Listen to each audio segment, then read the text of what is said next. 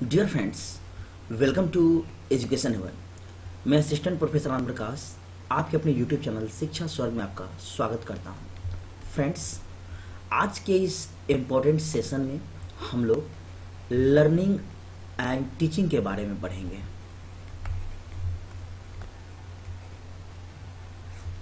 Higher education का यह एक ऐसा टॉपिक है जिससे बार बार एग्जाम में प्रश्न पूछे जाते हैं, चाहे वो डीएलएड हो, बीएड हो, नेट हो, हर जगह यह प्रश्न आपसे पूछा जाता है कि शिक्षण और अधिगम क्या है, इसमें अंतर क्या है, परिभाषा क्या है। तो चलिए शुरू करते हैं आज का सेशन। तो शिक्षण और अधिगम जानने से पहले हम लोग देखेंगे कि शिक्षा क्या है। जी हाँ, लर्निंग एंड टीचिंग से पहले देखेंगे कि शिक्षा क्या है, यानी कि एजुकेशन क्या है। तो एजुकेशन के बारे में यदि कोई आपसे पूछे एक लाइन में, तो आप बताएंगे यह विकास की प्रक्रिया है ना, जो शैशवावस्था से लेकर प्रौढ़ावस्था तक चलती रहती है। शिक्षा एक ऐसे अनुकूलन की क्रिया समझी जाती है जो शारीरिक और मानसिक रूप से विकसित मानव का ईश्वर के साथ व्यवस्थापन करने में उसकी सहायता करती है, किंतु शिक्षा और शिक्षण से यह भिन्न है। तो शिक्षण क्या है? शिक्षण विकास का क्रम है। जैसे जैसे आप विकास करेंगे, शिक्षा ग्रहण करते चले जाएंगे, विकास आप में अपने आप खुद पे खुद होता चला जाएगा। शिक्षण सतत होती है, याद रखेंगे, यह कंटिन्यूअस होती है। शिक्षा गतिशील रहती है।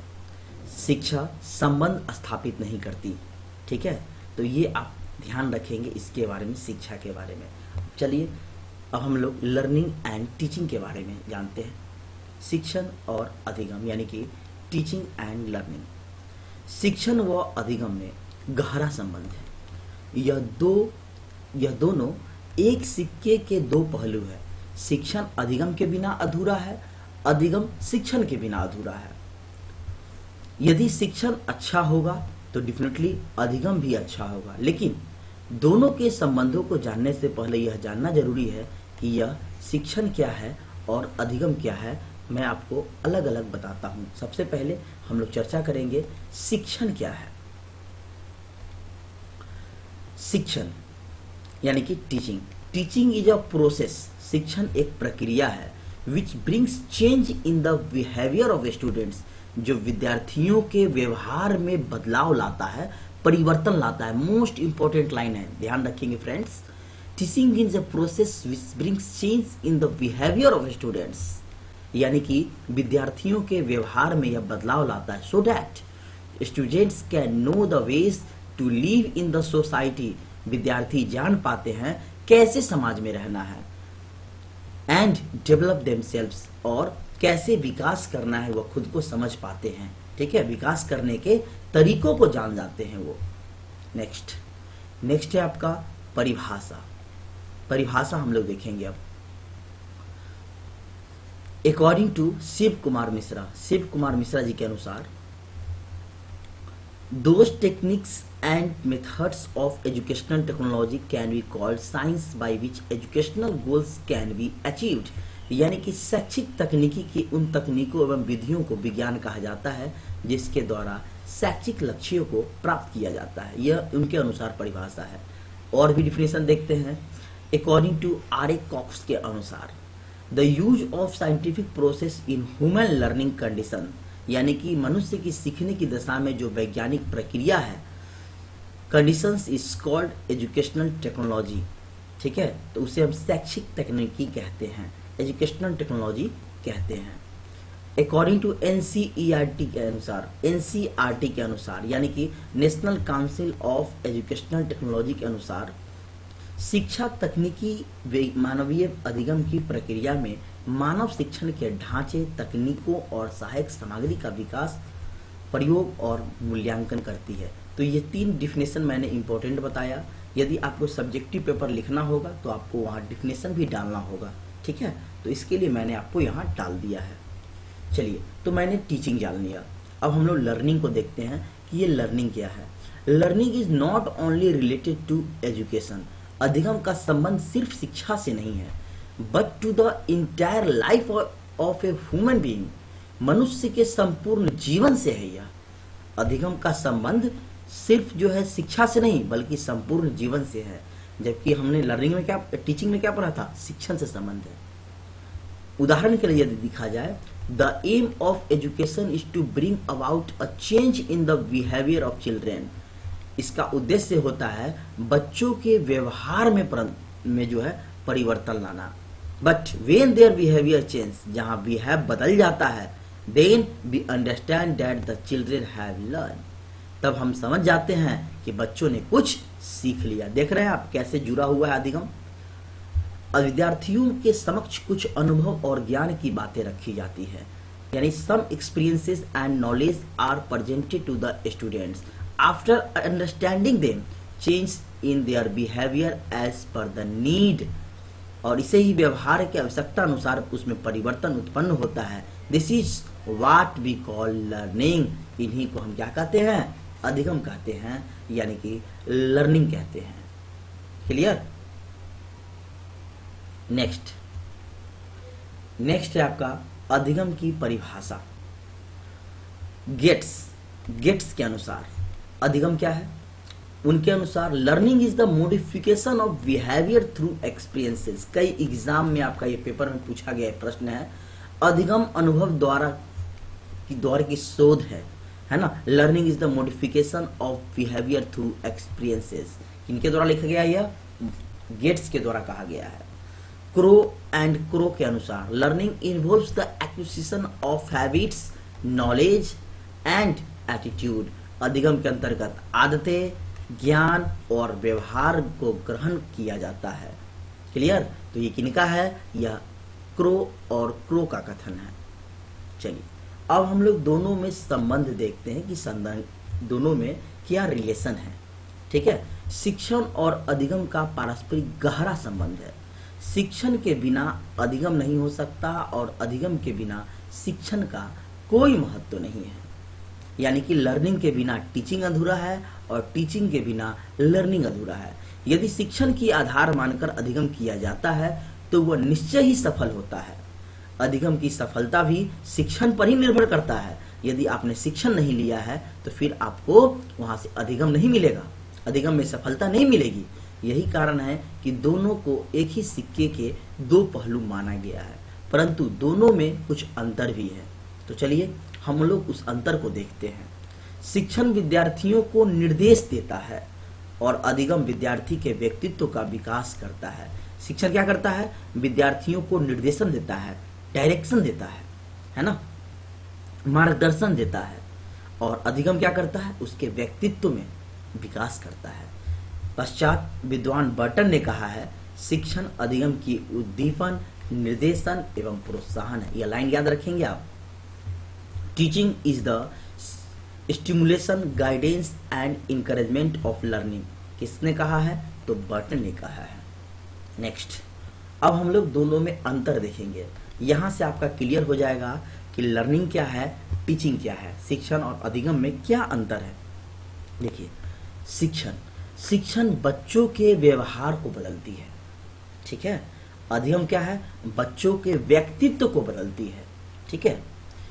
पूर्व निश्चित उद्देश्यों की पूर्ति के लिए शिक्षण दिया जाता है, जो पहले से यदि उनका उद्देश्य जो है, गोल जो है, उसकी पूर्ति के लिए जो है यह शिक्षण दिया जाता है। लेकिन अधिगम क्या है, जब यह पूरा हो जाएगा तो उससे क्या हो जाएगा, अधिगम, यानी अधिगम लक्ष्य की प्राप्ति होती है।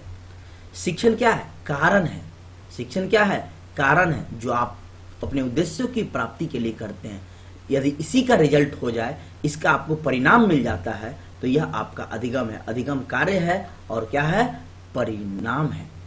शिक्षण की अन्य क्रियाएं हैं, जैसे भाषण देना, प्रश्नोत्तरी करना, प्रेरणा देना, निर्देशन देना, ठीक है। लेकिन अधिगम में क्या होगा, यहाँ आप भाषण देते हैं तो अधिगम में उसको सुना जाएगा, यहाँ प्रश्न पूछते हैं तो अधिगम उसका उत्तर देगा, है ना। यहाँ प्रेरणा, तो प्रेरणा कौन देगा, अध्यापक देंगे, टीचर देंगे, निर्देशन देंगे, ठीक है। फिर यहाँ आपका क्या है, यहाँ आपका प्रेरणा देगा, निर्देशन देगा, यहाँ क्या होगा, प्रोत्साहन देगा, निर्देशन मिलेगा, ये सब।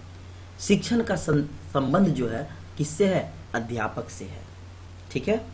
शिक्षण कहाँ मिलेगा, अध्यापक के द्वारा। अधिगम का संबंध विद्यार्थी से है। शिक्षण अध्यापक की इच्छा से होता है, क्या कैसे कब पढ़ाया जाए, शिक्षण दिया जाए।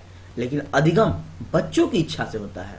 आप ऐसे समझिए, शिक्षण टीचर जो है आपको टीचिंग करने को तैयार है, लेकिन क्या आप उस समय आप मूड में हैं कि आप उसको ले रहे हैं?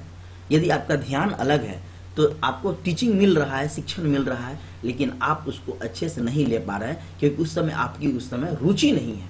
ठीक है, तो शिक्षण अध्यापक की इच्छा से होता है, जबकि अधिगम बच्चों की इच्छा से होता है। शिक्षण एक सामाजिक कार्य है जिससे समाज को लाभ होता है। इस कहाँ दिखता है? यह समाज में दिखता है। जबकि अधिगम किसके लिए होता है? खुद के लिए होता है, सेल्फ के लिए होता है, व्यक्तिगत कार्य है। शिक्षण देने वाले अध्यापक को क्या मिलता है? वेतन मिलता है। लेकिन अधिगम के लिए क्या होता है? बच्चों को शिक्षण को फीस देनी पड़ती है। शिक्षण कार्य को सफलता और असफलता का मूल्यांकन करता है।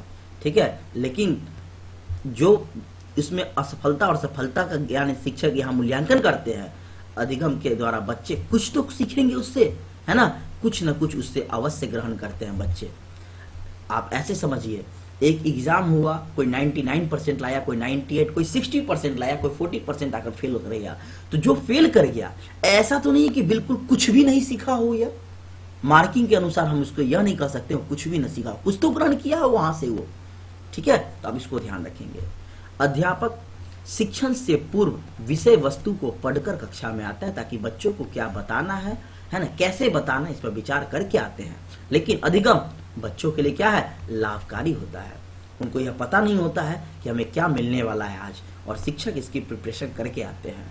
शिक्षण की प्रक्रिया अध्यापक और विद्यार्थी दोनों के स्वभाव में परिवर्तन लाता है।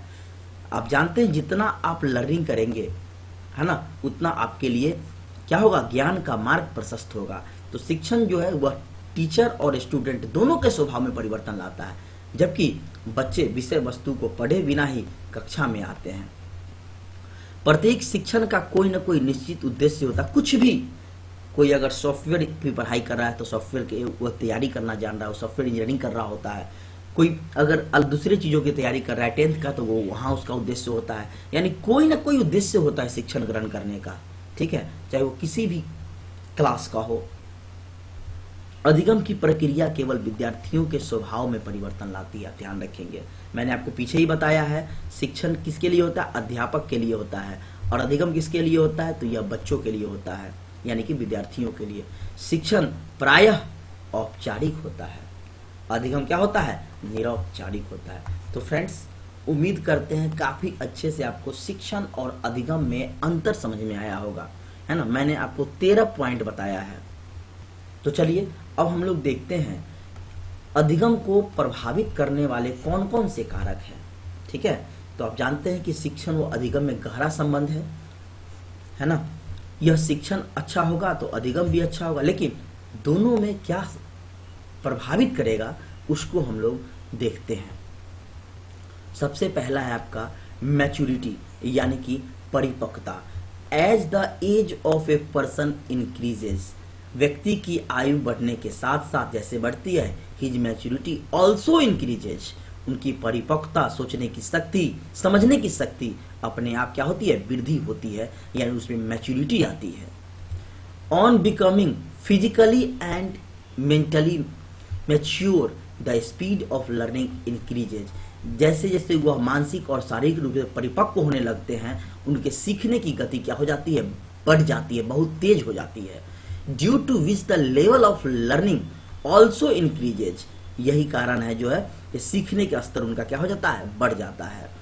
ऑन द कंट्रेरी, इसके विपरीत में देखा जाए, if the learning material is not according to the age of maturity, उनकी परिपक्वता के अनुसार, है ना, अनुरूप यदि अधिगम सामग्री नहीं है, then there will be difficulty in acquiring the learning material, तो उनको अधिगम सामग्री अध्ययन करने में, ग्रहण करने में काफी मुश्किलों का सामना करना पड़ेगा। तो ये आपका अधिगम को प्रभावित करने वाला क्या है? मैच्योरिटी है।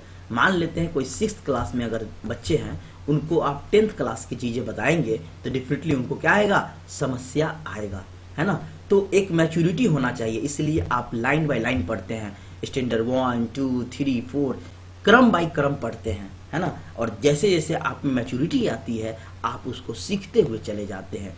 चलिए प्रभावित करने वाले दूसरे कारक को देखते हैं, और यह है आपका फील टू लर्न, यानी कि सीखने की इच्छा। सीखना बहुत कुछ व्यक्ति की इच्छा पर निर्भर करता है। Learning depends a lot of will of the person, है ना। अगर इच्छा नहीं है तो कोई सीख नहीं सकता है, और इच्छा है तो हर चीज को सीखा जा सकता है ना। नथिंग इज इम्पॉसिबल, कुछ भी असंभव नहीं सीखना यदि चाहे तो। The more strongly the child wishes to learn something the faster he learns it, है ना। आप इसमें देखेंगे जिस बात को सीखने के लिए बच्चों में प्रबल इच्छा होती है, उसे सीखना उतना ही जल्दी हो जाता है, उनके लिए शीघ्र हो जाता है। They can not be taught anything against their wishes, उनकी इच्छा के विरुद्ध उन्हें कुछ नहीं सिखाया जा सकता। इसको ध्यान रखेंगे, यानी सीखने की इच्छा का होना बहुत जरूरी है ना। तो ये आपको अधिगम को क्या करता है, प्रभावित करता है। नेक्स्ट है आपका मोटिवेशन, है ना, प्रेरणा। सीखने के लिए बच्चों को प्रेरित करना बहुत जरूरी है। बच्चों को बताना चाहिए आप जो ये शिक्षण ग्रहण कर रहे हैं, जो प्राप्त कर रहे हैं आप, वह क्यों कर रहे हैं, किस लिए कर रहे हैं, आगे चल के आपको क्या प्रॉफिट होगा इसका। समाज में आपको रिस्पेक्ट मिलेगा, नहीं मिलेगा, आपका जीवन उन्नत होगा, नहीं होगा, है ना। बच्चों को हमेशा मोटिवेट करते रहना चाहिए, उनको बताना चाहिए कि शिक्षण क्यों जरूरी है ना। शारीरिक विकास, मानसिक विकास कैसे होगा, किसके लिए होगा, कितना होगा, हर एक चीजों से बच्चों को मोटिवेट करते रहना चाहिए। ठीक है, तो समय समय पर बच्चे जो है डिमोटिवेट होते हैं तो उनको प्रशंसा करना चाहिए, उनको प्रोत्साहन देना चाहिए, उनको बताना चाहिए कि you are the best, you can do everything, आप बहुत कुछ कर सकते हैं, सब कुछ कर सकते हैं आप, है ना। तो मोटिवेट करना चाहिए बच्चों को हमेशा, ताकि वह निराशा ना हो, और जैसे ही बच्चे मोटिवेट होते रहेंगे, है ना, वो बहुत अच्छे तरीके से अधिगम कर रहे होंगे। नेक्स्ट है आपका विषय सामग्री का स्वरूप, नेचर ऑफ सब्जेक्ट मैटर। प्रत्येक स्तर के छात्रों के लिए उनकी बुद्धि, उनकी रुचि, अभिक्षमता के अनुरूप पाठ्य वस्तु होना चाहिए, यानी सरल होना चाहिए, लचीला होना चाहिए, रोचक होना चाहिए, ताकि बच्चे को उसको सीखने में मन लगे। पाठ्य वस्तु ऐसा ना हो जो जिससे बच्चों को कठिनाई हो, बच्चे को उसमें रुचि नहीं जगे, ऐसा पाठ्य वस्तु नहीं होना चाहिए। तो ऐसा होना चाहिए जिसमें बच्चे को कठिनाई नहीं हो, बच्चे उसमें नीरस ना हो, बच्चे को वो अर्थहीन ना लगे। ठीक है, बच्चे को ऐसा रहे उसमें रुचि ले, उसको सीखने के प्रति जो है जिज्ञासा हो कि मैं ये सीखूंगा, है ना। तो विषय सामग्री का स्वरूप वैसा होना चाहिए। वातावरण, इन्वायरमेंट बहुत इंपॉर्टेंट है। भौतिक एवं सामाजिक वातावरण दोनों ही शिक्षण अधिगम को प्रभावित करते हैं। शुद्ध वायु, उचित प्रकाश, शांत वातावरण, मौसम की अनुकूलता, है ना, जहाँ रह रहे हैं वहाँ का वातावरण कैसा है, ये सब बच्चों को प्रभावित करता है। इसके अभाव में वे शीघ्र थक जाते हैं, यदि उनको न मिलेगा वो नीरस हो जाते हैं, है ना। अधिगम प्रक्रिया में यह क्या करता है, वातावरण बाधा पहुंचाता है। ठीक है, तो ये थे अधिगम को प्रभावित करने वाले कारक। अब चलिए थोड़ा तुलना कर लेते हैं। मैंने आपको अंतर बता दिया, है ना, दोनों में रिलेशन बता दिया, डिफिनेशन बता दिया, अलग अलग दोनों को टीचिंग लर्निंग को मैंने आपको बता दिया। अब हम लोग कंपैरिजन करते हैं। चलिए, fewer teachers as compare to learners, इसमें जो है थोड़ा हद तक शिक्षक जो है लर्नर से क्या करते हैं, तुलना करते हैं। इसमें बहुत ज्यादा आता है, more learners as compare to teachers, इसमें बहुत आज़ादी होती है, मोर लिबर्टी। इसमें लर्निंग में आज़ादी की कमी होती है, इसमें लिबर्टी कम होती है। Generally concerned with imparting knowledge, ये जनरली है, सामान्यतः, लेकिन इसमें क्या है, बेसिकली एज्यूम्स रेसिपिएंट रोल, इसमें बेसिकली है। हायर अथॉरिटी, इसमें आपको बहुत ज़्यादा अथॉरिटी दी जाती है, पावर दी जाती है, इसमें आपका लोअर अथॉरिटी है। ठीक है, roses learners curious and motivation, इसमें आपको जिज्ञासुपन, मोटिवेशन मिलते रहता है। इसमें इम्प्रूव टू बीइंग कॉग्निटिव, इसमें आपको लगातार जो है सुधार करना पड़ता है उसमें। यहाँ तो आपको देने के लिए शिक्षक होते हैं, यहाँ नहीं होते हैं। इसमें फीडबैक मिलता है आपको, इसमें आप समझते हैं और उसको अप्लाई करते हैं फीडबैक को। कैन बी मैंडेट, इसमें आपको जो है मैंडेटेड कर सकते हैं, इसमें जो है मैंडेटेड नहीं कर सकते हैं। क्रिएटेड विद बेटर स्किल्स, इसमें आप बेटर स्किल्स के साथ क्रिएट कर सकते हैं, बना सकते हैं। व्यूड विद लेजर नॉलेज, इसमें जो है बहुत कम आपको जानकारी देखने को मिलती है, कैसे करें यह भी आपको देखना पड़ता है। More development on the presence of learners, इसमें जो लर्नर्स की उपस्थिति होती है उसमें बहुत ज़्यादा डेवलपमेंट मिलता है, और इसमें less development on the presence of teacher, इसमें शिक्षक की उपस्थिति में बहुत कम मिलता है। क्लियर? क्योंकि मैंने आपको बताया है जिसमें विद्यार्थी खुद करके सीखते हैं, यह विद्यार्थी के लिए होता है और यह टीचर के लिए होता है। तो उम्मीद है कि आपको यह कंपैरिजन अच्छे से समझ में आया होगा। चलिए तो हम लोग कंक्लूजन पे आते हैं, क्या निष्कर्ष निकलता है लर्निंग एंड टीचिंग का। तो हम कह सकते हैं शिक्षण और अधिगम में समानताओं के साथ साथ विषमता भी हैं, फिर भी ये दोनों एक दूसरे के एक सिक्के के दो पहलू है, और संबंध इन दोनों से संबंध है, और दोनों क्या होते हैं, आश्रित होते हैं। शिक्षण के बिना अधिगम असंभव है, और अधिगम के बिना शिक्षण भी बेकार है, निरर्थक है। लेकिन विद्यार्थी के लिए दोनों का परम आवश्यक है, एक जिससे समाज के लिए काम हो सके, एक जिससे व्यक्तित्व का निखार हो सके। इनके द्वारा ही विद्यार्थी ज्ञान प्राप्त करता है और उनकी प्रतिभा और व्यक्तित्व का विकास होता है। अतः दोनों एक दूसरे से पूर्णतः संबंधित है। लर्निंग और टीचिंग दोनों साथ साथ चलते रहना चाहिए। तो फ्रेंड्स, उम्मीद है आपको काफ़ी अच्छे से समझ में आया होगा। मैंने आपको आज के स्लाइड में क्या क्या बताया। मैंने आपको बताया सबसे पहले कि एजुकेशन क्या है, ये मैंने आपको बताया कि शिक्षा क्या है। फिर मैंने आपको लर्निंग एंड टीचिंग के बारे में बताया, ठीक है। फिर मैंने इसके रिलेशन के बारे में आपको बताया। फिर मैंने अलग अलग आपको डिफिनीशन के बारे में बताया। फिर मैंने आपको इसमें डिफरेंस बताया, अंतर बताया आपको। फिर मैंने आपको इसमें कंपैरिजन बताया, यानी कि तुलना बताया, और लास्ट में मैंने आपको कंक्लूजन बताया। तो फ्रेंड्स, उम्मीद है आपको काफ़ी अच्छे से समझ में आया होगा आज का सेशन लर्निंग एंड टीचिंग, और हर एक एग्जाम के लिए काफ़ी इंपॉर्टेंट है। तो जरूर रहिए हमारे साथ। यदि आपको मेरी वीडियो पसंद आती है, यदि आपको लगता है कि मैं आपके लिए मेहनत करता हूं, तो मेरे चैनल को सब्सक्राइब करें, दोस्तों के साथ शेयर करें जिन्हें इनकी ज़रूरत है। और यदि कोई आपको और टॉपिक्स पे आपको वीडियो चाहिए, लेक्चर चाहिए, तो आप कमेंट जरूर करें। फिर मिलते हैं नेक्स्ट वीडियो में। धन्यवाद।